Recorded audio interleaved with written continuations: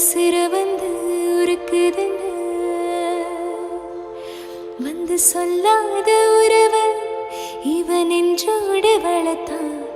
அது தப்பான கருத்தா தண்ணீரின் எழுத்தா ராசா